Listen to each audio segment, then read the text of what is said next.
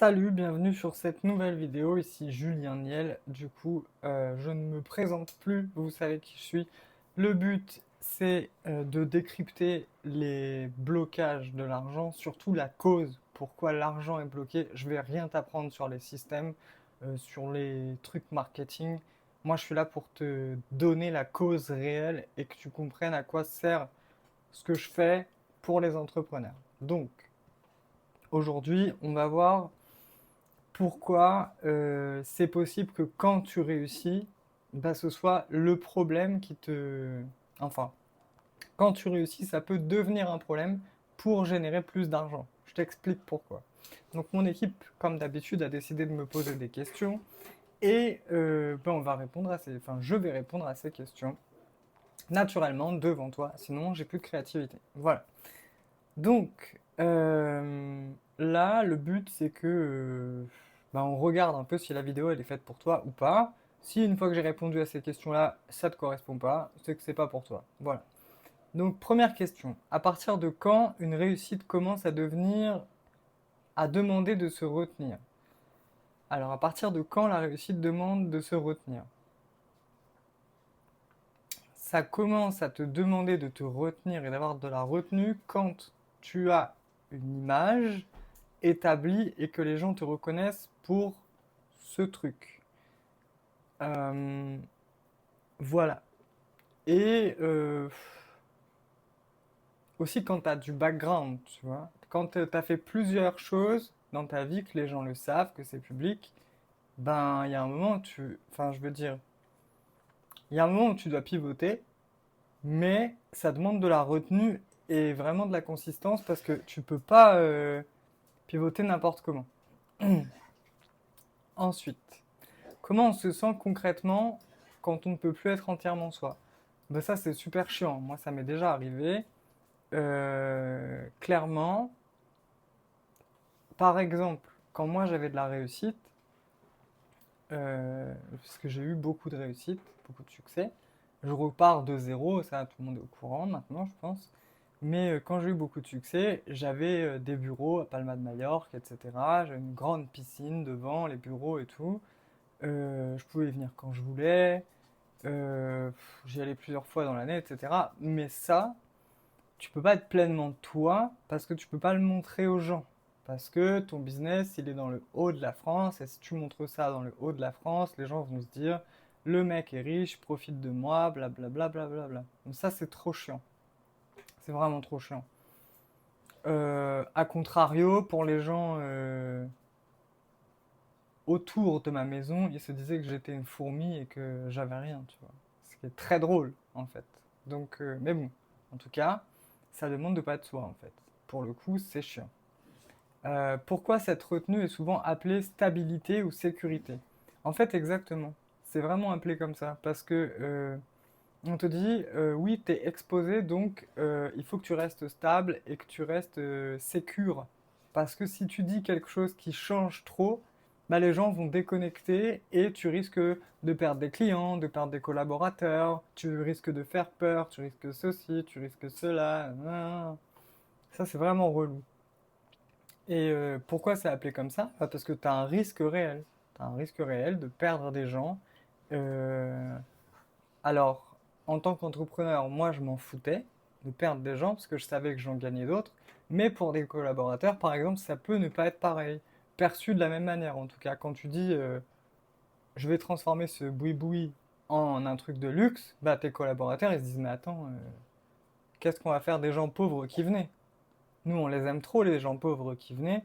Du coup, ça veut dire qu'on va plus pouvoir les accueillir. Non, tu pourras plus les accueillir. Ouais, mais nous, qu'est-ce qu'on en fait? Ben, moi, je m'en fous de ce que tu en fais.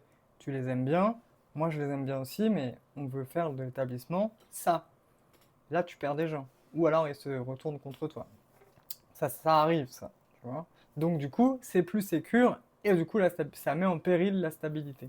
C'est chiant. C'est très chiant. Voilà. Ensuite, qu'est-ce que ça coûte intérieurement de rester connu?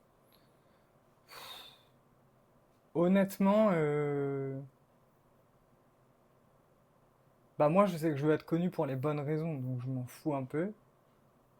Enfin, je m'en fous. En fait, je veux être connu. Donc c'est ok. Par contre, intérieurement, rester connu, ça implique que les gens ils se fassent des films sur ta life en permanence et que même quand tu passes devant un juge, il te dit mais vous avez publié ça il y a 4 heures. Et moi je réponds non, ça c'est une automatisation, je pouvais pas publier il y a 4 heures, j'étais en garde à vue. Ça implique ce genre de truc-là. Ça implique que les gens pensent que tu es en permanence en train de mettre en scène ta vie et que c'est du real life en permanence. Ça, c'est relou parce que les gens font pas la distinction entre ta vie que tu choisis d'avancer sur les réseaux et tout et ta vie que tu vis vraiment en fait. Ça, même si tu dis que ce que tu vis vraiment, c'est ce qui est sur les réseaux, oui, une partie, mais il y a une partie, quoi, tu vois. Et des fois, tu prévois pas un imprévu, t'étais en garde à vue il y a 4 heures, tu pouvais pas publier un post, quoi. Enfin, voilà, ça a déjà été en garde à vue, tu sais que t'as pas ton portable, donc pas possible. Voilà ce que ça implique concrètement, c'est relou. Pourquoi ce coup est rarement avoué? Je pense que les gens qui sont connus veulent que leurs clients puissent parler et prendre la parole sur les réseaux, parce que c'est leur fonds de commerce. Parce que si leurs clients ne parlent pas, eux n'ont pas de clients. Euh, ou alors, bah, c'est pas glamour, quoi, tu vois. Personne dit le coup non glamour d'être connu. Ça fait chier, il y a des fois où tu te prends des commentaires, comme c'est ta vraie personnalité que tu mets en ligne, bah, tu te prends des commentaires en pleine gueule et c'est pour ta gueule, c'est pas pour ton masque. C'est pas pour ton personnage, non, non, c'est bien pour toi. Quand les gens ils me disent j'aime pas ton tigre, ou la question est pourquoi ce tigre sur la gorge, et que j'en ai rien à foutre, parce que moi je voulais faire un tigre ici parce que j'avais une tête trop gentille et que les gens comprenaient pas que quand je me retourne contre quelqu'un je peux être très méchant. Je voulais juste le faire pour ça et pour me rappeler à moi que moi aussi je peux être quelqu'un de très clivant et très sanguin, tu vois. Je le fais pour moi en fait. Et les gens ils se posent la question pourquoi mettre un tigre sur le chakra de la parole. J'en ai rien à foutre en fait. Donc ça c'est relou et voilà. En fait il y a un coup quand même parce que derrière tout ça on a toujours un peu honte de ce qu'on a mal fait ou de ce qu'on aurait pu mieux faire, etc. Donc du coup, ouais, il y a un coût quand même. Et bah, ça implique aussi de rester connu, ça implique aussi de se ramasser ses casseroles d'il y a 5-10 ans, quoi. Ouais, ça c'est vrai. Et d'assumer qui on est. Alors ça, c'est un vrai coup. C'est connecter à son identité et assumer son identité, mais pas sur un an. Assumer son identité sur une vie. Parce que tu vas pas disparaître en ligne demain, quoi. Donc, euh, donc voilà. Quand on était dans le processus d'identification. Si tu t'es reconnu là-dedans, ben, bienvenue. Euh, Quand est-ce que réussir devient le problème? Alors, du coup, qui nous a appris que réussir résout les problèmes? Ah bah ça, je sais pas, mais plein de gens. Parce que je pense que ça vient de l'éducation où on te disait tout le temps, tu feras ce que tu veux quand tu seras plus grand. Du coup, tu t'es dit, cool, je vais réussir. Et je pense aussi qu'on a glorifié mis sur un piédestal les gens qui réussissent financièrement. On a rarement dit ces gens sont très heureux, très pauvres, dans une yourte, machin. C'est rare. On commence de plus en plus à le voir avec la crise et tout, ce que je trouve débile d'ailleurs, mais bon, libre à eux. Mais en tout cas, ouais, qui nous a appris que réussir résout tous les problèmes? Franchement, les gens sont cons. Réussir ne réussit pas tous les problèmes, enfin ne résout pas tous les problèmes, et réussir implique même plus de problèmes que la masse des gens, enfin franchement que 99% des gens. Il y a des problèmes que tu n'auras jamais quand t'es monsieur, madame, tout le monde, tu vois. Jamais. Tu as des trucs qui sont réservés aux gens qui réussissent, quoi. Donc, ouais, c'est abusé. Qui nous a appris ça, quoi? Je voudrais bien remettre ça en question. Je sais pas qui a fait ça ou si c'est une croyance populaire. Voilà.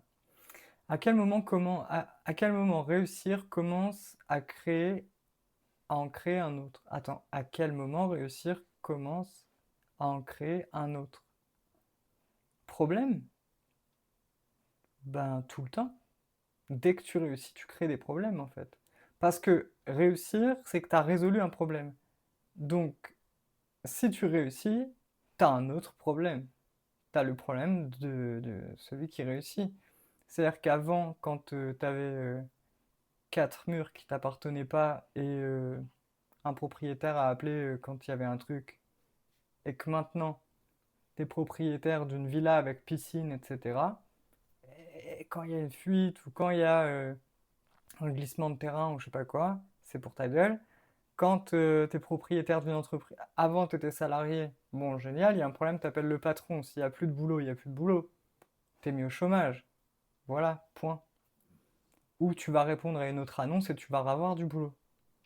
Quand tu es propriétaire de l'entreprise et que tu peux plus publier d'annonces pour que les gens viennent bosser pour toi ou pour que les clients viennent parce que tu n'as plus de clients, là ça crée un autre problème. C'est le problème d'avoir réussi à avoir une entreprise. Maintenant, il faut la faire tourner. Donc, ça crée d'autres problèmes en fait. Ça, c'est. Donc, à quel moment réussir commence à créer un autre problème? Bah, tout le temps. C'est permanent, c'est une boucle en fait. Mais il y a une cause hein, à ça. Voilà. Pourquoi ce problème est-il invisible de l'extérieur? Ah, parce qu'on a la tête dans le guidon, les gars. On est des entrepreneurs, on a la tête dans le guidon. Et on le voit pas du tout. On se dit que c'est la vie, que être entrepreneur c'est normal de résoudre des problèmes et que c'est normal. Voilà, c'est comme ça. Et que si on a fait ça, ah oui, il y a ça aussi. Alors c'est invisible de l'extérieur aussi parce que on se dit, nous entrepreneurs, qu'on l'a choisi et qu'on a choisi nos problèmes. Ce qui est faux. Si toi et moi, là, on peut se regarder et se dire que des fois, non, on n'a pas choisi ces problèmes. Vraiment pas. On a peut-être fait des trucs qui étaient, euh, qui étaient biaisés ou je sais pas quoi, mais non, on n'a pas choisi ce genre de problème. T'as pas choisi de perdre 1 million, t'as pas choisi de perdre une entreprise, non, tu n'as pas choisi ça. Ou t'as pas choisi de gagner je sais pas combien et de te dire merde, je fais comment pour les déclarer. Non, non, non. T'as pas choisi d'avoir la brigade financière qui te dit pourquoi vous avez appelé un compte machine à laver, ben pour acheter des machines à laver. Tu n'as pas choisi ce genre de problème. Voilà. C'est réservé à l'élite, aux gens qui réussissent. Voilà. Donc, ouais, pourquoi c'est invisible de l'extérieur? Parce que comment tu vas raconter un truc pareil? Comment tu vas raconter que la brigade financière t'est tombée dessus parce que tu avais appelé un compte machine à laver? T'as acheté des machines à laver avec. Et eux, ils ont cru que t'allais blanchir de l'argent. What the fuck? Tu peux pas raconter ça. Et en même temps, comme t'as réussi, mais tu vas, tu peux pas la raconter. Vu que t'as réussi, tu passes pour le commerçant ou le mec qui a réussi qui pleure. Donc, ferme ta gueule, toi, t'as choisi tes problèmes, tu vois. C'est très dur, en fait. Voilà. Que se passe-t-il quand on a... Alors, que se passe-t-il quand ce que tu as construit t'oblige à rester quelqu'un que tu n'es plus? Alors ça, je l'ai vécu, c'est trop dur. Je l'ai vécu une fois dans le coaching. J'étais obligé de rester qui j'étais en ligne, etc. pour continuer d'attirer des clients et tout. Et je ne me supportais plus. J'en avais marre de ma gueule. Je pouvais plus me voir. Je pouvais vraiment plus me voir. Et c'était abusé, quoi. Et je me disais, si moi j'arrête, je suis fini. Parce que plus rien marche, ma vie s'écroule et merci, au revoir. Poubelle. Ça, c'est chaud. Parce que tu te construis une cage dorée. C'est cool quand ça marche bien. Si tu t'extrais, il n'y a plus personne. Et là, il n'y a vraiment plus personne. C'est mort, quoi. Ça, c'est super dur. Parce que tes revenus sont cool. Ta vie pourrait paraître cool, mais toi, tu bosses comme un porc. Et en fait, ben, t'es obligé de rester, quoi. Obligé. C'est c'est obligé. Ouais. Jusqu'à temps que tu fasses comme moi, un énorme burn-out avec une décompensation. Et que t'arrêtes, quoi. Voilà. Pourquoi à ce moment-là, toutes les décisions deviennent fausses, même les bonnes? Bah parce que t'as jamais vu la cause en fait. Pourquoi?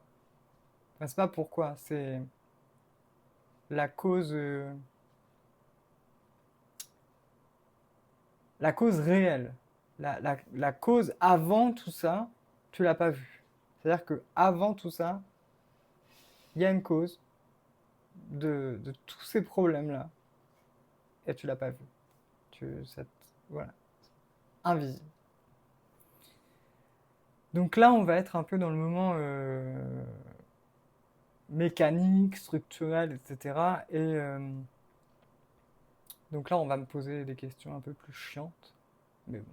Qu'est-ce que tu avais construit et qui fonctionnait? Alors, j'avais construit un business avec des Américains qui fonctionnait. J'avais construit un business euh, de business coaching qui fonctionnait.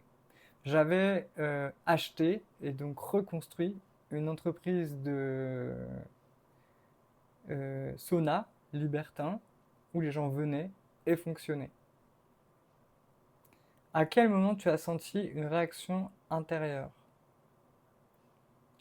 Euh, tout- Tous les business, tous. J'étais obligé de rester la personne qui. Tous. Pourquoi? Ce n'était pas un manque, mais un conflit d'identité. Ah, ah. J'ai toujours eu cette vision d'aller, comment dire, j'ai toujours eu une vision très claire. Je veux construire des centres de bien-être partout dans le monde pour pour donner du plaisir aux gens. Et ça, c'est ma vision depuis que j'ai 22, 23 ans. Je veux ça.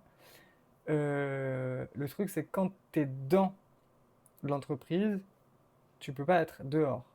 Et l'entreprise te demande tellement, tellement, tellement, tellement, tellement. Une entreprise, ça te demandera toujours plus si tu lui en donnes plus. Et du coup, bah, il y a un moment où tu te dis, mais attends, mon rêve à moi, c'est quand?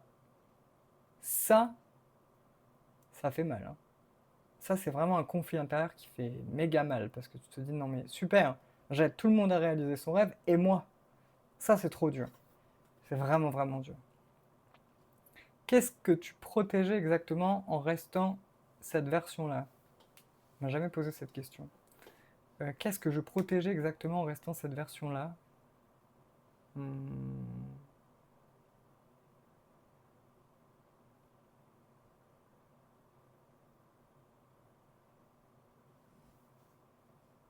le gentil, je pense.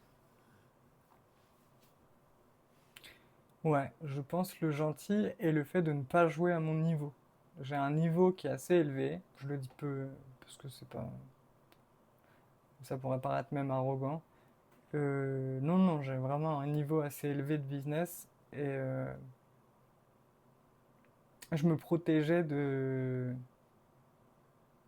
ça, je pense. D'aller jouer dans la cour des grands, entre guillemets. Et même quand j'allais dans la cour des grands, j'étais petit. Euh, et pourtant, j'étais déjà grand. Comment t'expliquer? Je pense que tu as compris le principe. En gros, j'étais... euh, moi, je me prenais pour un petit alors que j'étais déjà grand. J'avais un problème de... pas d'infériorité, mais de... je sais pas, de me dire j'en serais pas capable, ou il doit pas y avoir que ça, ou je suis pas prêt, ou je sais pas quoi. Je protégeais le gentil, vraiment. Je voulais rester gentil. Et dans le business, non, tu n'es pas gentil. Pas tout le temps. Donc je protégeais le gentil. En quoi cette protection faussait-elle toutes tes directions?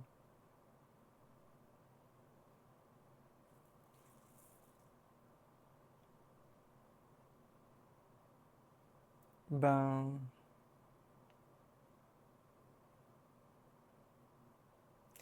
ne pas assumer d'être un connard, ce qui est la vérité. Je suis quelqu'un de profondément gentil, mais de profondément un gros connard dans le business, m'a fait perdre toutes les décisions que j'aurais dû prendre. C'est la vérité. Ouais. Je me souviens d'une fois où j'aurais pu closer un deal. Il fallait que j'entre en mode tigre là, tu vois.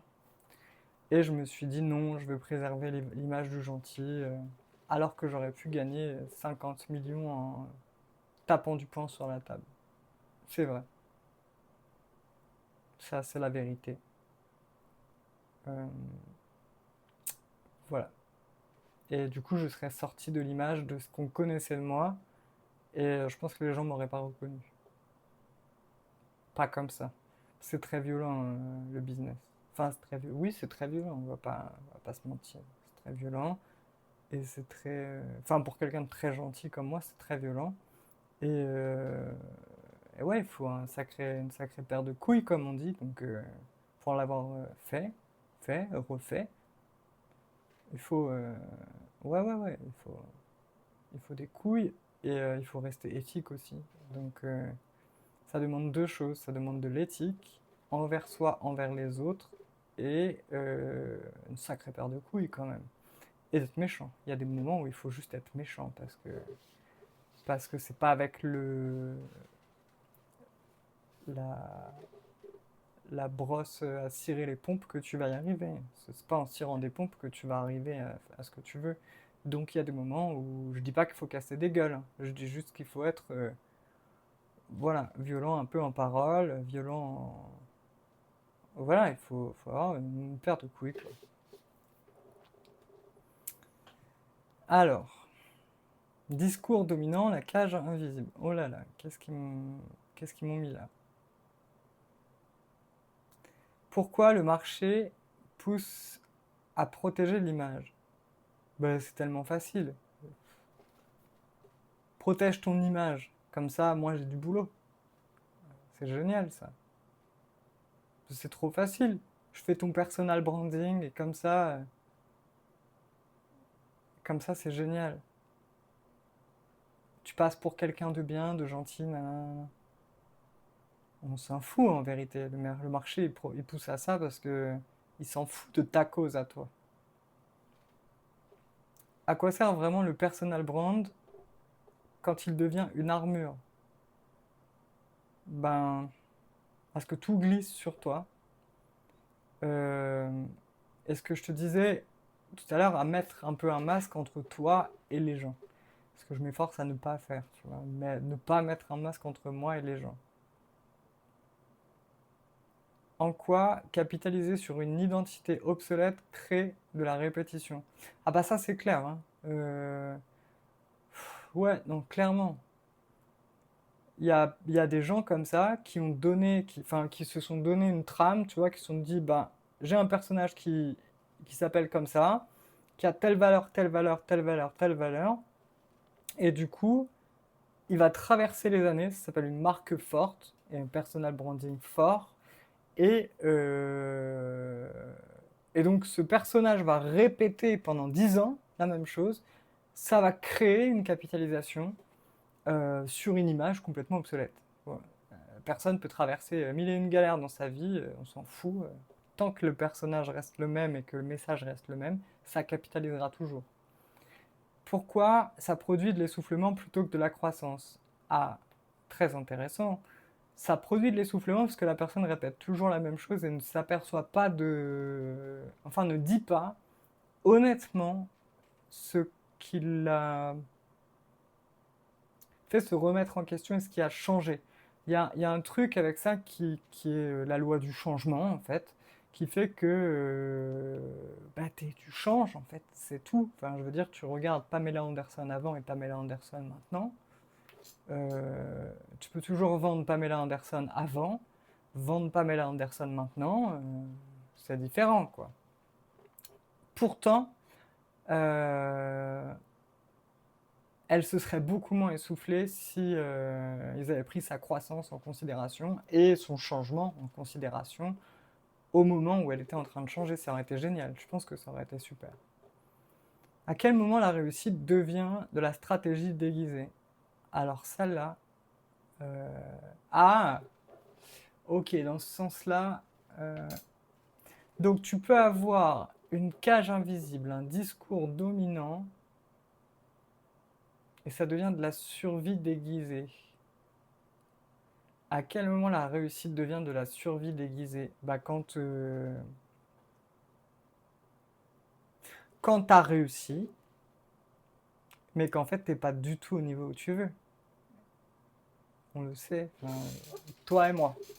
Toi et moi, si on peut être honnête 2 secondes, honnêtement, t'as déjà réussi au niveau où tu voulais?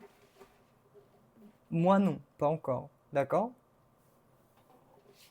Concrètement, j'ai déjà réussi pour les yeux de certaines personnes, mais dans mes yeux à moi, c'est ridicule ce que j'ai fait en fait. Donc en fait, la réussite devient de la survie déguisée, en mode, toi, tu te sens encore en survie en fait. Alors que pour le monde, tu as réussi. Toi, t'en as rien à foutre. Donc je pense vraiment que vendre ça, vendre le j'ai réussi, machin et tout, ça devient un peu une espèce de déguisement de réussite. Et en fait, c'est de la survie. Parce que t'as peur de perdre la réussite. T'as peur de perdre. T'as peur de manquer, quoi. Tu vois, ça, tu survis déjà, en fait, en faisant ça. C'est une bonne question, ça. Alors, là, on va regarder si tu te reconnais. Donc, pourquoi on hésite à changer de cap, même quand on sait?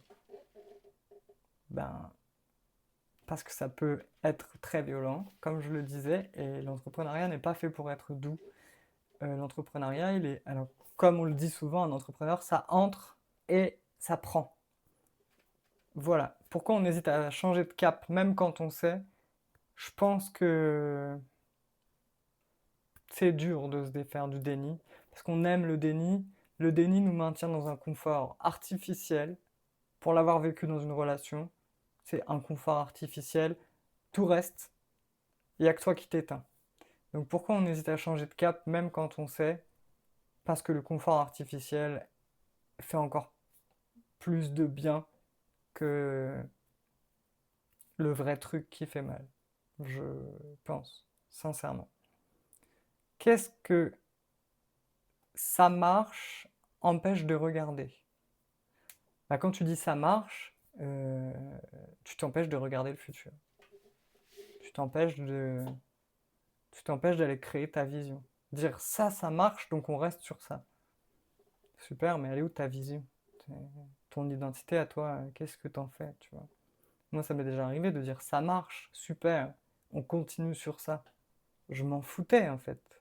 Je me disais oui, on va continuer, mais si seulement je pouvais me remplacer, mettre quelqu'un, ça m'arrangerait bien pour aller continuer ma vision. Il y a plein de gens qui disent non, on reste sur ça, on utilise ce créneau et on y va à fond. Mais moi, je comprends pas ça. Je comprends pas. Donc, qu'est-ce que ça empêche de regarder? Ben, toi. Ça t'empêche de te regarder toi et le monde qui change aussi. Parce que c'est pas parce que ça marche aujourd'hui que ça marchera à vie. Et, euh, et ça empêche de regarder son insécurité. Bah oui. Bah oui, puisque sinon ta vision, tu l'aurais déjà fait. Pourquoi? Ce n'est pas la peur d'échouer qui bloque. Ben non, c'est pas la peur d'échouer qui bloque là. Là, c'est la peur de ta grande vision, de te réaliser en entier. Parce que si tu fais ça, il reste quoi?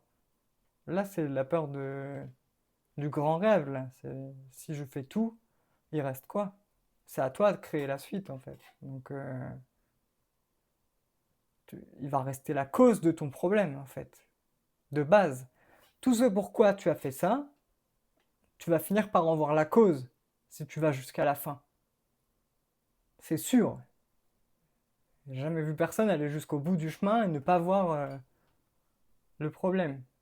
Voilà. Donc oui, moi je peux te donner une expérience qui est une expérience, d'accord? À 16 ans, je me suis fait violer et j'ai construit mon identité de 16 ans jusqu'à 21 ans. J'avais dit je veux une plus grosse voiture que la personne qui m'a fait mal, un plus bel appartement, plus de revenus et un diplôme supérieur. J'ai eu tout ce que je voulais. Et qu'est-ce que je me suis tapé à la fin? De la tristesse, une dépression énorme, parce que j'ai eu tout ce que je voulais. Donc je suis allé au bout du rêve, et à la fin je me suis tapé quoi? Bah t'as quand même été violé par cette personne. Fuck. Voilà. Donc c'est pas la peur d'échouer hein, qui te bloque, hein. C'est la peur de te confronter au fait que tu pourras jamais enlever le trauma en fait. Le truc de base, ta cause, Tu l'enlèveras jamais. Qu'est-ce qu'on risque vraiment de perdre en changeant? Euh, Déjà, tu risques de te perdre toi-même. Si tu connais pas qui tu es, tu vas te perdre toi-même. Déjà, hein, ça c'est important. Tu risques de te planter. Tu risques de perdre quoi d'autre en changeant? Tes proches. Ouais, tes proches, tu vas les rêver. En fait, tu vas pas les perdre, en fait. C'est mauvaise question. C'est reformuler la question. Qu'est-ce qu'on risque vraiment de perdre en changeant? Non, non, non, non. Tu vas révéler les gens qui ne supportent pas ce que tu vas devenir. C'est tout. Voilà, c'est très clair. Pourquoi perdre une identité fait plus peur que perdre un confort? Bah parce que perdre une identité, c'est c'est sur cette identité que tu as créé ton confort. Donc ton confort, tu t'en fous. Mais perdre ton identité, ça veut dire que tu vas devoir tout reconstruire. Mais reconstruire sur quoi? Elle est où ta cause? Ok? Donc c'est là en fait où moi j'aide les gens là-dessus. C'est ce que j'appelle le point antérieur à tout ça. C'est la domination naturelle en fait, si tu veux. Euh, c'est ton terrain de base sans forcer. D'accord? De- Alors, du coup, les questions qui vont avec. Depuis quelle identité prends-tu réellement tes décisions? Moi, Julien, c'est tout. Depuis ce que je sens et depuis ma cause, ma vision. Je regarde ma vision et je prends mes décisions. Vision, décision, vision, décision, vision, décision. Si ça m'amène près de ma vision, je prends la décision. Si ça m'écarte de ma vision, je dégage de ma vie. Voilà sur quelle identité je prends mes décisions. Sauf que cette identité-là, elle a été baladée, tu vois, un peu abîmée. Donc je la prends sur l'identité qui, même si elle a été abîmée, elle est là, elle est en place. Comment savoir quand une identité est devenue fausse? euh, T'as la sensation de porter un masque et comment savoir quand une identité est devenue fausse? C'est plus toi. Tu sens que t'es plus à ta place. Tu sens que tu serais tellement mieux utilisé ailleurs, par toi-même, hein, je veux dire. Tu te dis, mais qu'est-ce que je fous là, en fait? C'est vraiment encore moi, là? Je suis sérieux, là? Si je coupe cette vidéo et que je me dis, je suis sérieux, là, avoir fait ça, putain, c'est tellement à chier, je peux pas faire autre chose. Si je fais ça, l'identité est fausse. C'est clair et net. Que se passe-t-il quand une trajectoire est construite depuis une identité morte? Ah, ça fait très mal.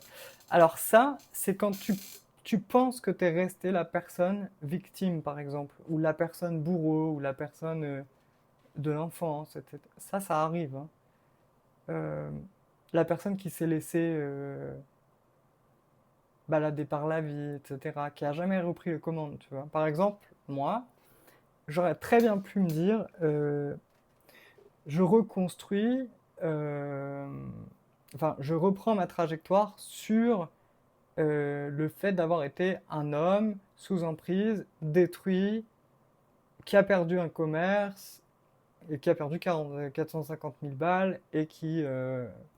voilà, j'aurais très bien pu reconstruire une trajectoire sur ça.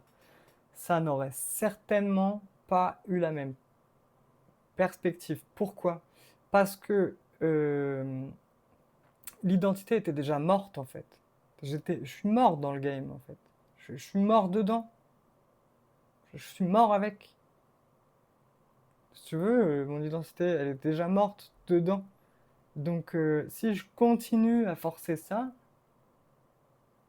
ben, je vais me forcer en fait. Je vais pas être bien. Et puis, je vais continuer à trimballer mes casseroles comme ça sur des années. Et je vais me sentir mal, et je vais me sentir honteux, je vais avoir peur, et ça va être lourd, pas léger. Enfin, quand je dis lourd, pas léger, t'as compris l'histoire, mais ça va être très lourd, quoi. Lourd, dur. Je vais me faire mal moi-même, tu vois. Donc, construire sur une identité morte, une trajectoire de vie, oh, c'est invivable en fait. C'est lourd, c'est chiant. C'est chiant, c'est lourd, c'est humiliant. Tu vas te trahir, tu vas te blesser, enfin bref, tu vas avoir que des embûches. C'est chiant quoi. Voilà. Pourquoi toute stratégie devient une extorsion?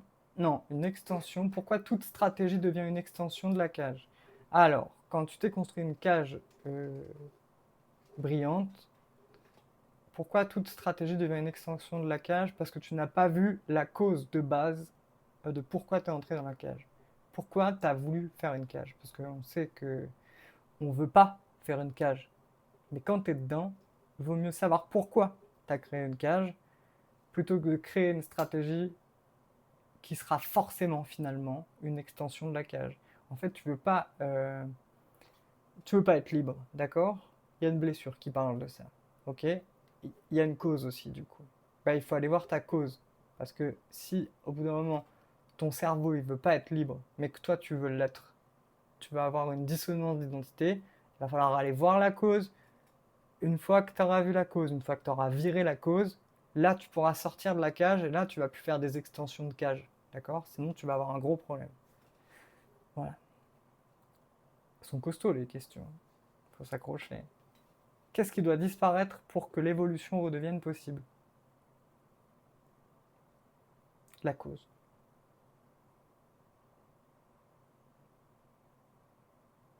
La cause. La cause de tout ça. La cause de depuis quelle identité prends-tu réellement tes décisions? La cause. Quelle est la cause de cette identité? Comment savoir quand une identité est devenue fausse? La cause. Quand est-ce que c'est devenu faux et pourquoi? La cause. Que se passe-t-il dans une trajectoire qui est construite depuis une identité morte? Pourquoi elle est devenue morte? La cause, là. Pareil. Pourquoi toute stratégie devient une extension de la cage? Déjà, pourquoi la cage? La cause. Et pourquoi ça devient une stratégie? On verra déjà avec la cause de la cage. Alors, qu'est-ce qui doit disparaître pour que l'évolution redevienne possible? La cause, c'est la base en fait. La base, c'est la cause. C'est l'antériorité, pas les systèmes après. Ne vire pas tout, hein. Oh, on se calme, ok? Ne vire pas tous tes systèmes, cette belle cage dorée que t'as. Garde-la pour l'instant, mais appelle-moi pour voir la cause. Moi, j'ai plein de gens qui m'appellent pour voir leur cause réelle, antérieure. C'est quoi la cause de ça? Pourquoi? Tu vois? Mais ça sert à rien, toi, de faire l'exercice des si pourquoi en te disant pourquoi j'ai voulu une cage? Pourquoi machin? T'en sais rien. Moi, quand je vois ça, c'est un peu comme un don sans être perché. Il y a ça, tu le vois ou tu le vois pas en fait. Moi, je sais pas comment t'expliquer, c'est comme un dialogue intérieur. Je te pose des questions et à un moment, boum, j'ai la cause. Ok? Et ça m'est déjà arrivé avec une nana. Je lui explique sa cause. Un an plus tard, elle fait 30 millions alors qu'elle était à 3 millions par an. Et elle était dans son bain en train de pleurer aux États-Unis, tu vois. Donc, elle avait pas vu, tu vois. Pourtant, elle était douée. Donc, c'est pas un problème d'intelligence et tout. C'est pas un problème de cage dorée. C'est pas un problème de tout ça. Je lui explique juste sa cause que moi je sens, tu vois. Moi, je sens que cette cause, c'est ça. Je dis observe, tu vois. C'était pas sur observe. Elle me dit ah, j'ai pas l'impression. Je dis je m'en fous, moi je sais. C'est ça. Ok, d'accord, je vais regarder. Elle regarde, elle me fait putain, comment j'ai fait pour pas le voir avant? J'en sais rien, mais en tout cas, c'est ça. Une fois qu'elle a vu, elle a vu, c'est tout. Elle a pris ses décisions, elle a retiré la cause, et ça s'est très bien passé. Elle fait 30 millions le mois, enfin, pas le mois, l'année d'après. Elle était trop contente. Je lui avais dit attention à cette cause-là, si tu la rates, tu vas te faire voler, tu seras éclaté au sol, pas loupé. 3, 6 ans plus tard, 5 ans plus tard, elle a perdu 3 entreprises, elle s'est fait voler tout ce qu'elle avait, etc. Ben oui, meuf, je t'avais prévenu que cette cause nouvelle, là, ça allait être un problème. Et pourtant, j'ai même pas à prévenir. Qu'est-ce que tu veux? Donc ouais, la cause. Voilà. Alors, pourquoi tu n'aides pas à optimiser une cage dorée? Parce que ça sert à rien d'optimiser une cage. ou même doré. Qu'est-ce que tu fais exactement alors? Je vois la cause. Avant tout ça, c'est quoi la cause qui te met dans la cage? Une fois qu'on enlève la cage, enfin, une fois que toi tu vois la cause, tu peux enlever la cage. C'est comme ça que ça marche. Qu'est-ce qui se passe quand la cause qui a construit la cage disparaît? Ben, la cage disparaît avec. C'est aussi magique que ça. C'est bizarre, mais vrai. En quoi la trajectoire redevient vivante et sans effort? Ah bah, une fois que tu as retiré la cause qui te mettait dans une cage, tu pulses, hein. T'as l'impression d'avoir 20 ans, quoi. C'est parti. Parce que tu vas te faire plaisir, tout revient. Ta créativité revient, tes envies reviennent, même tes envies charnelles reviennent, tout revient. Ça revient.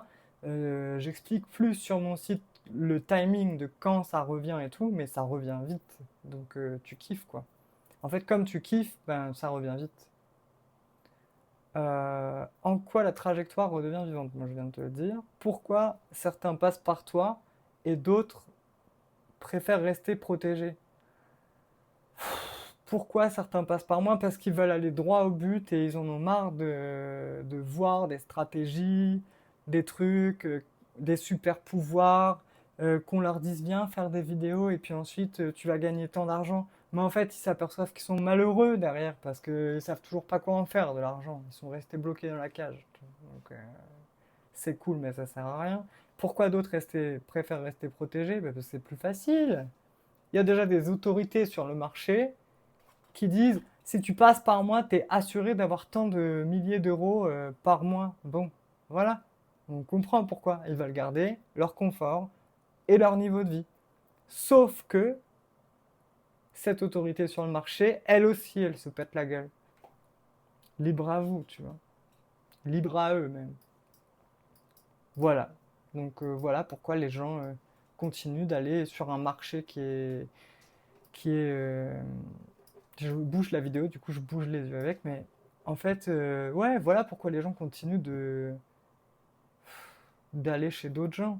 Ils voient le système parce que c'est logique. En fait, les gens, ils voient un truc, c'est logique. Ils se disent, ah oui, c'est vrai, un système, c'est logique. Ah oui, c'est vrai, mon super pouvoir, déjà un super pouvoir, c'est pas logique du tout. Mais bon, admettons, un super pouvoir, c'est logique. Faire une immersion, c'est logique. Faire ça, c'est logique. Je sais pas moi, déléguer tes appels de closing, c'est logique. Super. Et voir la cause, c'est pas logique. Bah non, c'est pas logique. C'est ni identifiable, ni duplicable, ni modelable, ni copiable. Il n'y a que moi qui peux le faire et je suis le seul sur ce putain de marché du business à le faire.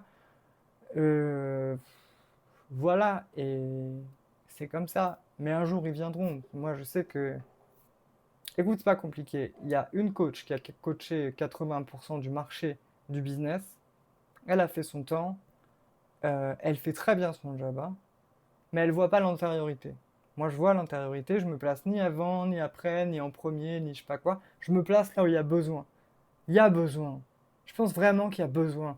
Les gens, ils en ont marre qu'on leur vende des formations, des trucs pour réussir. Alors qu'en fait, tu sens qu'au fond, derrière, il y a un truc qui te fait chier. Ça te tire en arrière comme un élastique qui fait que tu reviens dans le même schéma. Tu y retournes en fait. T'as beau aller voir la même coach, ça recommence. Ben oui, c'est pas parce que t'as pas cassé le schéma, c'est que t'as pas vu la cause. Et même elle, elle peut pas voir la cause. Moi, elle a essayé de voir ma cause à moi. C'était hors champ. Même tous les coachs qui sont là, machin, ils sont hors champ de compétences. Je leur demande et elles me disent, ah bah, je sais pas, Julien. Évidemment que tu sais pas. Il y a que moi qui sais le lire. Moi, ça m'a pris des années à assumer qu'il y avait que moi. Voilà. Donc pourquoi certains passent par moi et d'autres préfèrent rester protégés? Bah, déjà parce que moi-même, j'assumais pas que j'étais le seul à le faire. Voilà. Sûrement pour ça. Mais tu peux venir quand même, c'est avec grand plaisir.